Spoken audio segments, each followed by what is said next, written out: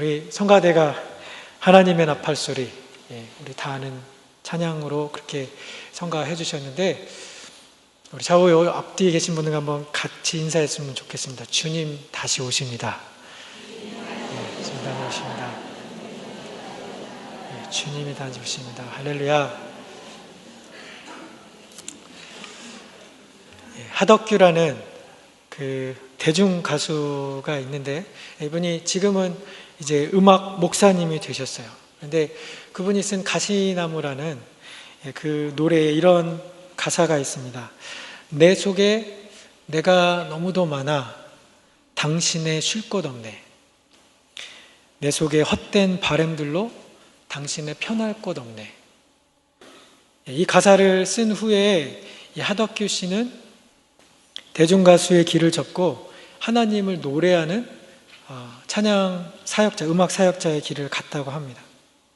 세상의 영화를 위해서 노래하는 자신 안에 있었던 강한 자아들, 헛된 것들을 쫓아 사는 자신의 모습을 발견했던 것이죠. 내 속에 너무도 많은 내 안에 있는 헛된 바램들, 그것은 이 시대 사람들 안에 자리 잡은 많은 우상들에 대한 그러한 표현들입니다. 그것들이 내 안에 너무 많아서 하덕규가 당신이라고 말했던 그 하나님이 쉴 곳이 없다고, 그분이 내 마음 가운데 거할 곳이 없다고, 이리저리 쫓기어서 편할 곳이 없다라는 그 가사는 이 시대 수많은 우상들을 마음에 모시고 살아가는 현대인들의 이 마음의 상태를 잘 표현한 가사라는 그런 생각이 듭니다. 우리가 시대를 거슬러서 3000여 년 전에 일어난 사건을 근거로 적혀진 오늘 본문에서도 사람들 안에 있었던 다른 열망 때문에 하나님께서 당신의 자리를 빼앗기셨어요. 하나님이 빼앗겼던 그분의 자리, 우리의 진정한 사랑과 그분을 향한 온전한 헌신 보기를 원하시는 그 하나님의 마음을 우리가 말씀을 통해서 깨닫고 하나님 앞으로 돌아가는 그러한 예배 시간이 되기를 주님의 이름으로 축원드립니다. 오늘 주보에 있는 설교 요약을 보면서 같이 말씀 들으시기 원합니다. 오늘 본문, 읽었던 본문의 이해를 위해서 이 배경을 좀 설명드리면, 백성이 자기 소견에 오른 대로 자신들이 원하는 대로 살았던 그 사사시대의 마지막 사사로 사무엘이라는 사람이 등장해서 그가 이스라엘에 있었던 영적인 타락과 암울했던 그 시기의 흐름을 멈추고 이스라엘 안에 영적인 갱생과 회복을 목표로 미스바 성회를 열었습니다. 그게 사무엘상 7장 3절에서 6절까지 나와 있는 내용이에요. 7장 3절에서 6절 우리 한번 같이 한 목소리로 같이 한번 읽어보도록 하겠습니다. 시작. 사무엘이 이스라엘 온 족속에게 일러 가로되 너희가 진심으로 여호와께 돌아오려거든 이방 신들과 아스타롯을 너희 중에서 제하고 너희 마음을 여호와께로 향하여 그만 섬기라. 너희를 블레셋 사람의 손에서 건져내시리라. 이에 이스라엘 자손이 바알들과 아스타롯을 제하고 여호와만 섬기니라. 사무엘이 가로되 온 이스라엘은 미스바로 모이라. 내가 너희를 위하여 여호와께 기도하리라 하매 그들이 미스바에 모여 물을 길어 여호와 앞에 붓고 그날에 금식하고 거기서 가로되 우리가 여호와께 범죄하였나이다 하니라. 사무엘이 미스바에서 이스라엘 자손을 다스리니라. 아멘. 이 사무엘이 사사로 있는 동안에 이스라엘은 영적으로 또 군사적으로 정치적으로 안정을 찾아갔습니다.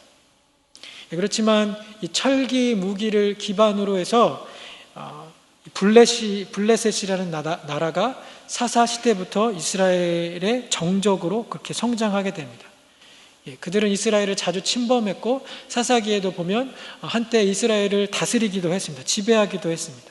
그리고 그들과의 전쟁은 다윗 때까지 계속됩니다. 물론 사무엘이 사사로 있는 동안에 그들의 영향력이 다소 약해지기는 했지만 이 블레셋과의 대적 관계는 사사시대 그리고 사무엘, 사울왕, 다윗 때까지 지속되었음을 우리가 기억할 필요가 있습니다. 그리고 이 당시에 사사 시대의 주변 도시, 이방 도시 국가들은 연합된 국가 형태들을 보이기 시작했어요. 그래서 그러한 팔레스타인의 정치적인 분위기가 이스라엘에 상당한 자극과 위협이 되고, 이스라엘 민족은 이 12부족의 연합 체제보다 인간 왕이 다스리는 그러한 인간 왕정에 대한 안정적으로 보이고 또 통일감 있어 보이는 그 인간 왕정에 대한 동경을 갖기 시작했습니다. 시간이 이제 어느 정도 많이 지나서 사무엘의 아들들이 이제 사사의 역할을 대신합니다. 그렇지만 그들은 백성들을 만족시키지 못했습니다. 그리고 마침내 백성들은 사무엘에게 왕을 요구하게 이릅니다. 그들이 왕을 요구했던 표면적인 이유가 오늘 본문 8장 1절에 8장 5절에 나와 있어요. 8장 1절에 보면 사무엘이 늙음에라고 1절이 시작되고 있어요. 5절에도 보니까 그에게 이르되 보소서 당신은 늙고, 모든 사람들처럼 하나님의 사람 사무엘도 나이가 들었습니다. 그래서 그 아들들이 아버지를 대신해서 사사직을 감당했습니다. 그렇지만 3절에 적혀 있는 것처럼 그 아들들이 아비의 행위를 따르지 아니하니, 이 성경에 적혀진 대로 그들은 경건한 아버지와 같지 않게 물질을 탐했고 자리가 주는 권세를 이용해서 판결을 굽게 하고 공의를 실현시키지 못했습니다. 여러분, 이 아들들의 이름을 살펴보면 요엘과 아비야라는 그런 이름을 가지고 있었는데, 요엘은 여호와는 하나님이시다라는 뜻이에요. 아비야라는 뜻은 여호와는 나의 아버지이시다. 너무나 좋은 뜻의 이름을 가지고 있었는데 이 아들들의 행동은 그 이름값도 못하는 그런 삶을 살았습니다. 사무엘 아들들의 이렇게 실망스러운 모습 때문에 왕을 요구했던 백성들의 주장이 어느 정도 타당해 보이기는 했어도 그것은 그들이 왕을 구하는 진짜 이유가 아니었어요. 왕을 구했던 그들의 진짜 이유가 오늘 본문 5절에 나와 있습니다. 우리 5절 말씀, 5절과 6절 같이 한번 읽어보겠습니다. 시작. 그에게 이르되 보소서 당신은 늙고 당신의 아들들은 당신의 행위를 따르지 아니하니 열방과 같이 우리에게 왕을 세워 우리를 다스리게 하소서 한지라. 우리에게 왕을 주어 우리를 다스리게 하라 한 것을 사무엘이 기뻐하지 아니하여 여호와께 기도하매. 열방과 같이 왕을 세워서 우리를 다스리게 하소서. 여러분, 이스라엘은 죄로 인해서 오염된 세상에 하나님의 통치, 하나님의 그 구원 계획을 실현시키기 위해서 선택된 민족이었어요. 그래서 하나님께서 아브라함을 통해서 이제 땅의 모든 족속이 복을 얻게 되겠다 그렇게 말씀하시면서 그와 그의 자손들을 하나님께서 다른 민족들과 구별하셨습니다. 그것이 창세기 12장에 나와 있는 그런 내용이에요. 또 그들을 출애굽시키시면서 그들이 하나님을 섬기는 민족이 될 것을 하나님이 원하셨고, 특별히 시내산에서는 하나님께서 그들과 이제 언약을 맺으시면서 너희들이 내 율례와 내 법도를 지키면 너희들이 제사장 나라가 되겠다, 거룩한 백성이 되겠다, 하나님께서 이스라엘을 자신의 소유로 삼으시겠다 그렇게 약속하셨습니다. 이 시내산 언약의 핵심은 그들이 제사장 나라가 되고 그들이 거룩한 백성이 될 수 있는 중요한 한 가지 특징은 이제 하나님께서 그들을 직접 다스리고 하나님께서 그들을 직접 인도하시겠다라는 그 신정 이념이었어요. 그런데 지금 오늘 본문의 이스라엘이 이제 다른 열방들과 다르게 살지 않다고 그들처럼 살고 싶다라고 외치고 있는 것입니다. 우리에게 왕을 주십시오. 왕을 세워서 우리를 다스리게 하십시오. 아까 설명드렸던 것처럼 주변의 많은 이웃 나라들이, 이웃 도시들이 연합된 왕정 국가들로 변해가면서 이스라엘도 그들처럼 변해가기를 소원했던 것이에요. 여러분, 이스라엘이 열방과 같이 왕을 갖고 싶다라고 했던 이 단순해 보이고 간단해 보이는 요구는 사실은 이스라엘의 정체성을 정면으로 배격하는 그러한 요구였습니다. 이것은 마치 하나님에게 하나님, 우리는 당신이 더 이상 필요 없습니다. 하나님, 우리는 인간 왕만 있으면, 이제 이 왕만 있으면 우리 힘으로도 잘 살 수 있습니다. 당신의 통치보다 우리는 인간 왕의 다스림이 더 좋습니다라고 그렇게 말하는 것이었어요. 자신들의 뿌리를 거부하고 자신들의 존재의 목적을 거부하는 그런 행동과 선택이었습니다. 사람들이 왕을 거부했던 그러한 진정한 이유는 불만족스러웠던 사무엘의 아들들 때문이 아니라 마음과 삶의 하나님 두기를 싫어하는, 하나님의 통치를 거절하는 우리 안에 있는 자기 사랑, 내가 원하는 것, 그리고 내가 생각하는 것이 더 옳고 중요하다는 우리 안에 있는 자기의, 우리 안에 있는 교만함, 그리고 우리가 주인 되어서 살아가고픈 그러한 인간의 피할 수 없는 죄성의 결과였어요.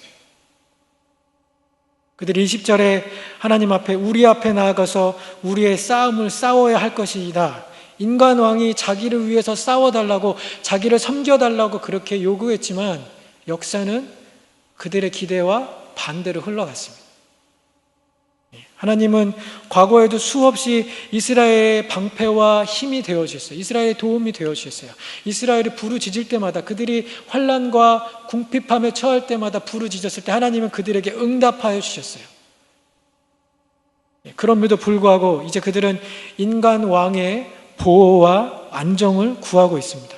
마치 하나님이 그들에게 응답해 주시지 않았던 것처럼, 마치 하나님의 보호와 하나님의 지키심이 인간의 그것보다 열등한 것처럼, 그들은 하나님의 도우심과 지키심이 이제 더 이상 그들에게 필요 없는 것처럼 우리에게 왕을 달라고 그렇게 하나님 앞에 요구하고 있는 것입니다. 그러나 인간 왕들은 결코 그들의 기대를 충족시켜주지 못했어요. 오히려 백성들은 그들로 인해서 더 많은 희생과 더 많은 착취를 당해야 했습니다. 열왕기서와 역대서에 나오는 이스라엘과 유다 열왕들의 이야기는 백성들이 하나님과 인간 그 왕을 대체했을 때, 그것을 대신했을 때 그들이 감당해내야 했던 뼈아픈 죄의 결과들과 그들이 겪어야 했던 상실을 우리에게 여실히 보여주고 있습니다. 백성들의 이 왕 요구에 사무엘은 당연히 기뻐하지 않았어요. 왜냐하면 그도 이스라엘을 다스렸던 사사였고 이스라엘의 지도자였기 때문입니다. 인간적으로 그 마음에 섭섭하고 안타까운 마음이 들었을 수도 있습니다. 그렇지만 사무엘이 기뻐하지 않았던 것은 하나님의 통치를 거부하는 그들의 마음을 읽었기 때문입니다. 그가 백성들의 요구를 가지고 오늘 본문에 나와 있는 것처럼 하나님 앞에 기도했을 때 하나님은 사무엘보다 더 상신이 크셨습니다. 그게 오늘 본문 7절과 8절에 나와 있어요. 7절에 보시면 여호와께서 사무엘에게 이르시되 백성이 내게 한 말을 다 들으라. 그들이 너를 버림이 아니요 나를 버려 자기들의 왕이 되지 못하게 함이라. 8절에도 내가 그들을 애굽에서 인도하여 낸 날부터 오늘날까지 그들이 모든 행사로 나를 버리고 다른 신들을 섬김같이 내게도 그리하는도다. 버렸다라는 이 말에 하나님의 안타까움과 하나님의 서러움이 서려 있어요. 헛된 바램들 때문에, 사람들 안에 있었던 헛된 욕망들 때문에 우리 마음에 설 자리가 없는 그 주님의 비통한 마음이 버렸다라는 말에 그렇게 담겨져 있습니다. 여러분, 누구에게 버림받은 경험이 있다라면 하나님의 이 마음을 조금이나마 이해할 수 있을 거예요. 내 백성이 나를 버렸어. 하나님이 버림을 당하셨습니다. 우리가 아까 읽었던 사무엘상 7장 3절부터 6절까지 사무엘의 지도하에 백성들이 미스바에서 자신들의 삶에 있었던 우상들을 제하고 그것들을 다 버렸는데, 이제 한 세대가 채 지나가기도 전에 이스라엘은 이제 하나님을 반대로 다시 버리고 있습니다. 이스라엘 백성의 이 왕정 요구는 그들의 신학적인 정체성을 흔든 것뿐만 아니라 현실적으로 많은 부담과 많은 위험을 감수하는 일이었어요. 하나님께서 사무엘을 통해서 하나님과 인간 왕을 맞바꾼 것에 대한 그 의미를, 그 경계의 내용을 말씀해 주셨는데, 그 내용 적혀진 것이 오늘 본문 11절부터 17절까지 나와 있는 내용이에요. 여러분 11절에 보시면 아들들을 취해서 병거와 말을 어겁게 하고 그들이 그 병거 앞에서 달릴 것이며 왕들이 너희 아들들을 이제 징병하겠다.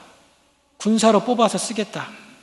12절에 천부장과 50부장을 삼고 자기 밭을 갈게 하고 자기 추수를 하게 할 것이며 자기 병기와 병거의 제구를 만들게 할 것이며 왕을 섬기기 위한 부역에 너희 아들들이 쓰여지게 될 것이다. 13절에 그가 또 너희 딸들을 취하여 향료 만드는 자와 요리하는 자, 떡 굽는 자를 삼을 것이야. 너희 딸들을 시녀로 또 종으로 그렇게 이제 징발해서 쓸 것이다. 14절에도 그가 너희 밭과 포도원과 감람원의 제일 좋은 것을 취하여 자기 신하들에게 줄 것이며 좋은 것을 수탈하겠다라는 것이죠. 15절과 17절에도 16절과 17절에도 노비와 가장 아름다운 소년과 나귀들을 취하여 자기 일을 시킬 것이며 너희 양떼의 10분 일을 취하려니 너희가 그 종이 될 것이라. 너희가 그의 종이 될 것이다. 사무엘을 통해서 하나님께서 분명히 너희가 왕을 가졌을 때 왕이 너희들을 다스리게 될 때 너희가 이러한 일들이 있을 것이라 하나님 분명히 경고하셨음에도 불구하고 백성들은 왕을 선택합니다. 그 선택이 자신들에게 어떠한 의미인지 그것이 가져올 결과가 얼마나 파괴적이고 얼마나 고통스러운 것인지 생각하거나 헤아리지 못한 채 그들은 다시 한번 그러한 경고에도 불구하고 19절에 나와 있는 것처럼 아니로소이다. 백성이 사무엘의 말 듣기를 거절해요. 사무엘의 말을 거절한 것이 아니라 사실은 하나님의 말씀을 거절한 것이죠. 아니로소이다. 우리도 우리 왕이 있어야 하리니. 하나님께서 그들의 결정을 듣고 그들이 원하는 대로 그들의 욕심대로 왕을 허락하셨습니다. 시간이 걸리더라도 그들이 자신들의 과오를 깨닫고 다시 돌아오시기를 기대하시며 하나님이 왕정을 허락해 주셨어요. 여러분 사무엘상 12장에 보면 사무엘의 고별 설교가 기록이 되어 있습니다. 이제 왕을 세우면서 내가 너희들을 사사로 다스리면서 너희에게 부당하게 대한 적이 있더냐, 내가 너희의 이익을 취한 것이 있더냐, 그렇게 이야기합니다. 사무엘의 그 이야기는 사실은 하나님의 말씀이었어요. 내가 너희를 대하여서 너희를 이용하거나 너희를 착취한 적이 있더냐? 하나님은 과거 이스라엘을 한 번도 그렇게 이용해 먹지 않으셨지만 오늘 우리가 읽었던 이 8장 본문에 사무엘이 말하고 있는 인간 왕의 밑그림은 취하는 자였어요. 그가 너희 아들도 취하고 너희 딸들도 취하고 너의 좋은 것을 취하고 취하는 자였어요. 빼앗는 자였어요. 하나님께서 또한 그들에게 18절 말씀에 너희가 선택한 왕을 인하여 부르짖되 그날의 여호와께서 너희에게 응답치 아니하시리라. 그 같은 구절의 영어 성경을 보니까 왕으로부터의 노임을 구하되 release, 왕으로부터의 그 노임을 구하되 하나님이 답하지 않으리라, 그렇게 말씀하셨습니다. 백성들이 왕정이 진행되는 동안에 하나님의 말씀대로 인간 왕들의 불의와 억압과 횡포를 당하면서 그렇게 살게 됩니다.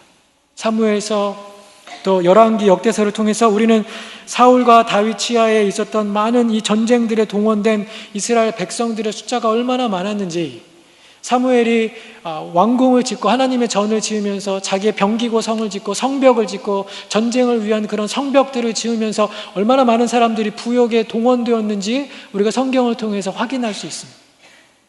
르호보암이라는 왕이 이제 솔로몬 사후에 우리의 짐을 가볍게 해달라고 그 요구한 것들을 보았을 때 백성들이 지었던 이 노동과 세금에 대한 부담이 어떠했을지 우리가 짐작할 수 있어요. 채 100년이 지나가지도 않아서 우리의 짐을 가볍게 해달라고 왕들에게 요구하고 있는 것이죠. 르호보암이라는 이 왕의 지혜 없음 때문도 이유가 되었겠지만 이 왕들의 지나친 부역과 과세가 결국 이스라엘의 분열이 되었습니다. 뿐만 아니라 우리가 잘 알고 있는 것처럼 여러분, 아합이라는 그 악한 왕은 나봇이라는 사람의 포도원을 뺐죠. 아내를 통해서, 이세벨이라는 아내를 통해서 내가 원하는, 왕이 좋아하는 좋은 포도원을 뺏어갑니다. 다윗이라는 선왕도 자기 마음에 들었던, 자기 눈에 들었던 밧세바라는 그 여인을, 남의 아내를 그렇게 수탈을 하죠. 이스라엘 백성들은 하나님께서 요구하는 대로, 하나님께서 경고하시는 대로 그러한 이 내용들을 다 지불하며 그렇게 살았습니다. 뿐만 아니라 통일왕국 분열 후에도 이스라엘과 유다 두 나라가 망할 때까지 550여 년간이라는 그런 시간 동안 인간 왕을, 자기의 동족 왕을 섬기면서 살아야 했고, 이제 그 후에는 본국의 왕들보다 더 난폭하고 더 잔악한 그런 이방 나라와 그 왕들의 통치를 받으면서 나라 없는 백성의 서름과 유린과 그런 수탈을 당하면서 하나님이 경고하신 이 경고의 내용을 아주 처절하게 지불하며 살아가게 됐습니다. 여러분, 이스라엘에 있었던 이러한 수탈과 순환의 역사, 상실의 역사는 우리에게 너무나 분명한 교훈을 주고 있습니다. 우리가 하나님 버리고 다른 것들을 섬길 때, 우리가 하나님보다 다른 것들을 더 원할 때, 우리가 하나님의 통치를 거부하고 스스로 주인 되어서 살기 원할 때 우리에게 돌아오는 것은 영적인 그러한 파탄과 또 절망과 고통, 그리고 하나님으로부터 이 관계 단절, 하나님으로부터의 분리, 그래서 결국은 죽을 수밖에 없는 영원한 파멸에 머물게 될 수밖에 없는 것입니다. 물을 떠난 물고기가 살 수 없는 것처럼 하나님을 떠난 하나님의 백성들도 결코 살 수 없습니다. 오늘 본문의 이스라엘 백성들이 열방과 같이 왕을 달라고 했던 것은, 여러분, 믿지 않는 사람들은 우리가 제외하고서라도 믿는 사람들 안에서 너무나 많이 볼 수 있는 그러한 모습이 아닌가 생각이 됩니다. 세상과 같이 사는 것이 보기 좋고 합리적으로 생각되고 그것이 편안하고 쉽고 안락해 보이기 때문입니다. 그렇지만 성경은 하나님의 법대로 살지 않고 세상의 흐름을 쫓아서 세상을 사랑하면서 세상을 우리의 우상으로 섬기며 사는 인생, 자기가 주인 되어서 살려고 하는 인생을 육신의 정욕, 안목의 정욕, 또 생의 자랑을 가지면서 사는 인생이라고 그렇게 요약해주고 있습니다. 그것들은 늘 우리에게 항상 보암직도 하고 먹음직도 하고 우리를 지혜롭게 할 만큼 탐스럽게 보이는 선악과도 같은 것들이에요. 그것들은 열방과 같이 살고 싶은 그러한 욕망들은 우리로 하나님을 거부하게 하고 마치 하나님께서 우리에게 부차적인 것처럼, 하나님이 우리에게 필요 없는 것처럼 느끼게 하고 우리가 세상에 쉬 동화되어 살게 하는 그러한 원인이 되는 것들입니다. 우리가 열방과 같이, 세상과 같이 살려고 하는 것들이 너무 많이 있습니다. 몇 가지 예를 들어보겠습니다. 우리가 비즈니스를 하면서 믿지 않는 사람들과 그렇게 똑같이 비즈니스를 할 수 있어요.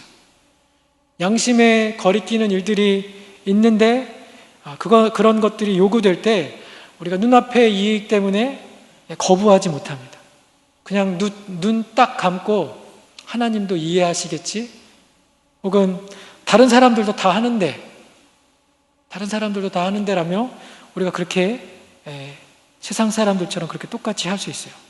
사람들이 세금을 속이니까 우리도 세금을 속일 수 있고, 세상 사람들이 주일에 일하니까, 주일에 오픈하니까 우리도 주일에 오픈할 수 있어요.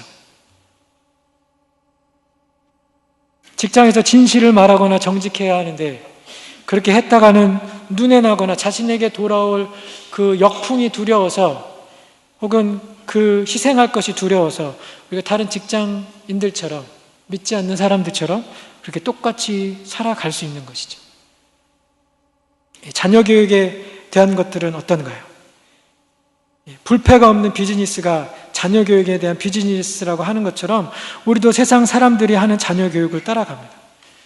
아이들 성적 관리, 좋은 학교에 가는 거, SAT 점수 올리는데 많은 정성과 많은 노력을 기울이는데 반해서 정작 아이들이 교회 행사나 성경 공부 모임 참석하는 거 항상 뒷전이고 빼먹기가 일쑤입니다. 제가 학생 시절에도 고3병이라는 그러한 유행어가 있었어요. 고3이 되면 모든 교회 행사에서 예외해 주는 것을 암묵적으로 인정했습니다. 지금도 마찬가지로 11학년이 되면 12학년이 되면 신앙은 필수가 아니라 선택사항이 되는 여러분, 이러한 시대의 교육 풍조를 어떻게 생각하십니까? 인생의 어느 시기가 되면 예배 안 나와도 되고 하나님 안 찾아도 되고 예배 드리고 성경 읽고 기도하는 것은 시간 없으니까 안 해도 되고, 성경 어디에 아이들을 그렇게 가르치라라고 말씀하신 곳이 있습니까? 오히려 성경은 우리에게 기회가 있을 때마다 아이들을 가르치라라고, 너희가 집에 앉았을 때든지 길에 행할 때든지 너희가 일어날 때든지 잠잘 때든지 아이들에게 말씀을 강론하라라고 그렇게 가르치고 있습니다. 말씀을 가르쳐라, 하나님에게서 떠나지 말고 하나님을 가까이 하라고 그렇게 이야기하고 있는데, 오히려 교육이 중요하다고, 입시가 중요하다고, 이런 교회와 관련된 것, 신앙과 관련된 것은 전부 나중에 해, 아니면 그런 것들은 안 해도 돼, 그럴 시간 없어라고 그렇게 말하고 그렇게 가르치는 우리의 교육 철학과 우리의 교육 방식이 세상의 사람들과 다르지 않다라는 것이죠. 그것도 우리가 세상과 같이, 열방과 같이 살아가고 있는 그런 증거라고 말씀드릴 수 있습니다.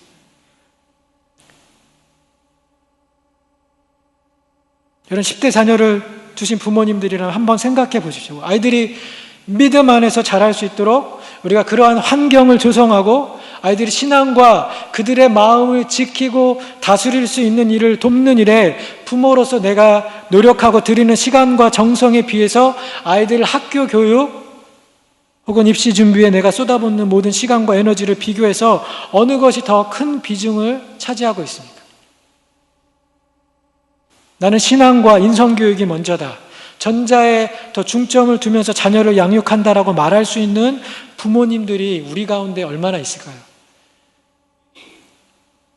여러분, 아이들 교육마저도 우린 세상 전문가들의 의견에 다 우리의 자녀 양육을 맡겨버렸어요. 그들이 이야기하는 대로 그렇게 쫓아갑니다. 신앙이 자리 잡을 기회, 말씀이 아이들의 인생을 지도하고 가르칠 만한, 인도할 만한 기회를 우리가 다 빼앗아 버렸어요. 이것이 교회 안에 청소년들과 대학생들, 젊은이들을 교회에서 잃어가고 있는 그러한 중요한 이유가 될 것입니다. 직업을 구하거나 찾을 때도 여러분, 세상적인 기준이 우리의 기준이 됩니다. 이 직업이 하나님께서 나에게 주신 비전인지, 이 일을 통해서 내가 얼마나 하나님의 뜻을 이룰 수 있는지, 이런 직업을 하나님이 얼마나 기뻐하시는지, 내가 이 직업을 통해서 얼마나 사회적으로 기여할 수 있는지, 이 직업이 나에게 얼마나 많은 만족감을 가져다 줄 것인지를 따지는 것이 아니라 베네핏이 얼마나 좋은지, 연봉이 얼마나 많은지, 직업이 얼마나 안정적인지. 여러분, 세상 사람들이 직업을 찾고 정하는 똑같은 기준으로만 직업을 선택하고 직장을 결정합니다. 미에 대한 추구는 어떤가요? 여러분, 아름다움을 추구하는 그러한 욕구들이 누구에게나 있습니다.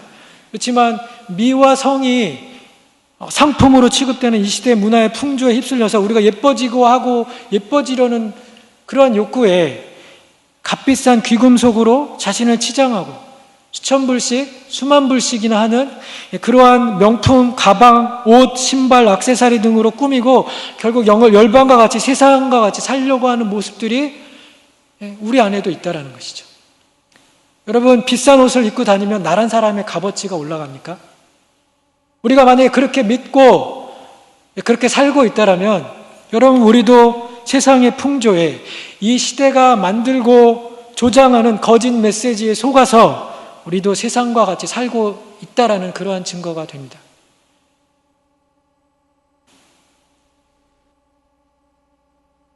그 외에 좋은 것들이 많이 있죠. 아메리칸 드림, 우리가 정말 열심히 일해서 내가 원하는 집과 또 좋은 차를 굴리면서 사는 것, 좋은 것이죠. 내가 열심히 일해서 편안한 노후를 마련하기 위해서 노후 대책을 하면서 사는 것, 다 좋은 것들입니다. 그렇지만 그것들이 하나님보다 우리의 우선순위가 될 때, 여러분, 그런 것들이 하나님이 줄 수 있는 것을 이런 것들이 줄 수 있다라고 그렇게 믿게 되기 시작한다면 그것들은 이미 우리에게 우상이 되어진 것입니다.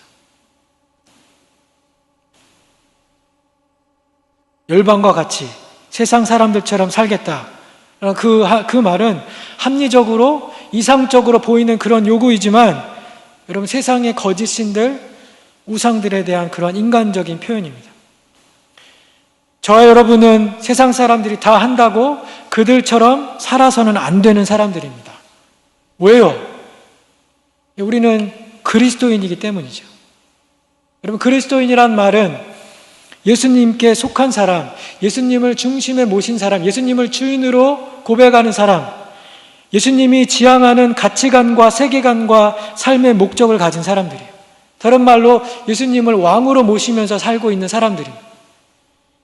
그런데 우리가 우리 삶에 예수님을 왕으로 모시고 살아가지 않고 세상 사람들이 갖고 있는, 열방이 갖고 있는 그러한 왕도 갖기 원하고 세상 사람들이 갖고 있는 부와 명예와 권력도 갖기 원하고 그들과 똑같은 원함, 그들도 가지고 있는 그러한 헛된 바람들을 가지고 살아간다면 여러분, 우리도 오늘 본문에 나와 있는 이스라엘 백성들처럼 우리의 구별됨, 우리의 그 자녀됨에 위배되는, 우리의 정체성에 위배되는 그러한 삶을 살고 있을 뿐만 아니라 우상 숭배라는 무서운 죄악을 우리가 저지르며 살아가고 있다는 것입니다.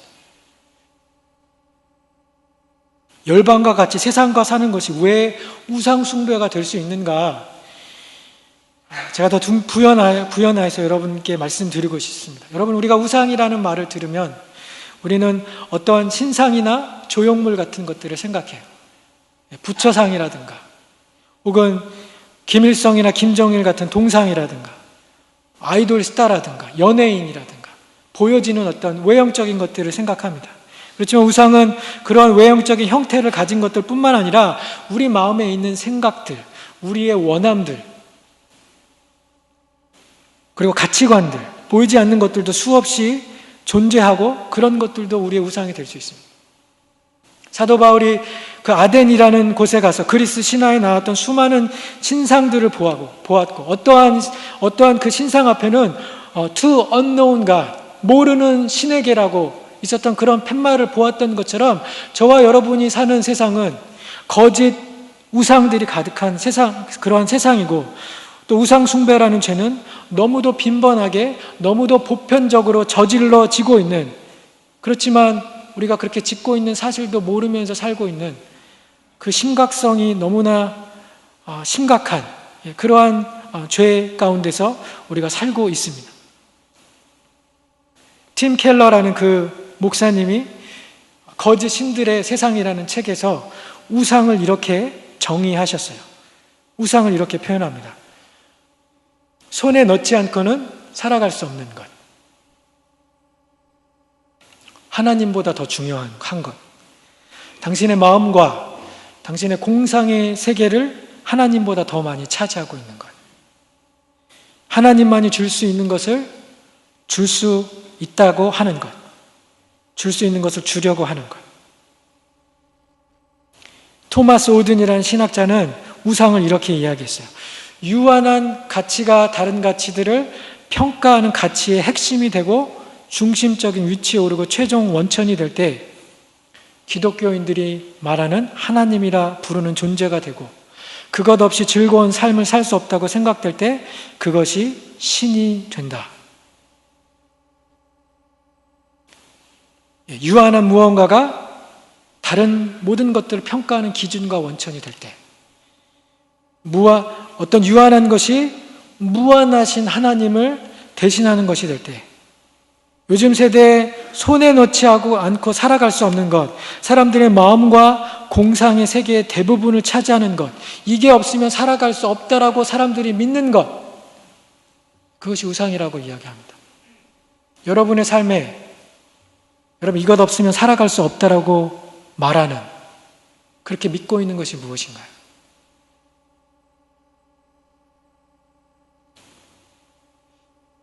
제가 첫 번째로 생각한 것은 스마트폰이었어요. 여러분, 한국에 가게 되면, 한국에 혹시라도 가시면 지하철역에서 사람 대중교통 수단을 이용하면서 딱 두 가지로 나눌 수 있답니다. 잠을 자는 사람, 스마트폰 보고 있는 사람. 사람들의 모든 시간과 모든 이 공상의 세계를 스마트폰이 다 차지하고 있어요.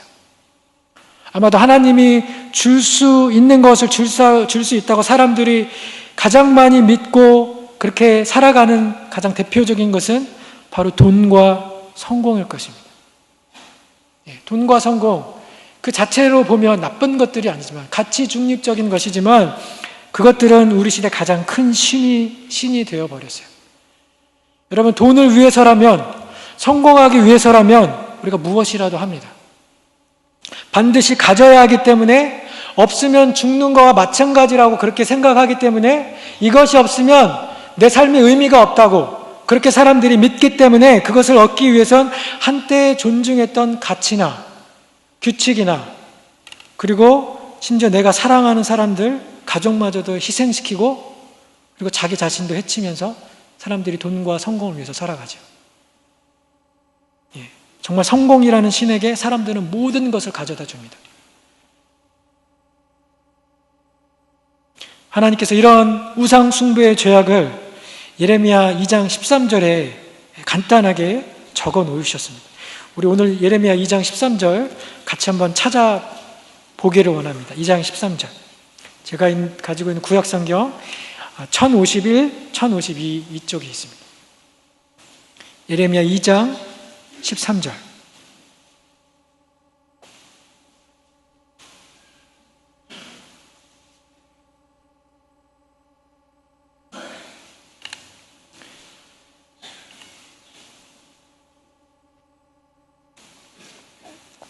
우리 다 찾으셨으면 한 목소리로 같이 읽도록 하겠습니다.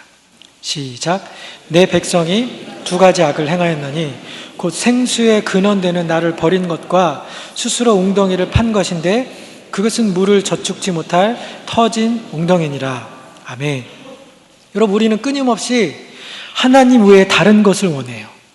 생수의 근원 되신 하나님을 버리고, 오늘 사무엘상 8장 본문에 하나님께서 저들이 나를 버렸다고, 저들이 저 열조와 같이, 열방과 같이, 그리고 그들의 선조와 같이 나를 버렸다라고 이야기했던 것처럼 생수의 근원 대신 나를 버렸다고, 그리고 우리를 결코 만족시키거나 행복하게 할 수 없는 그런 웅덩이를 파면서 그런 헛된 바람들을 가지고 산다라고 주님이 말씀하고 계세요. 그것이 나를 만족하게 하고 행복하게 만들 것이라 속아서 살아가고 있습니다. 그렇지만 여러분, 이스라엘 백성이 열방과 같이 왕을 구했던 것처럼 그들이 구했던 왕이 그들의 삶을 만족시켜주지 못하고 오히려 그들을 희생과 더 많은 억압과 착취 가운데 놓았던 것처럼, 여러분, 우리도 그렇게 속아가면서 살고 있다는 것이죠.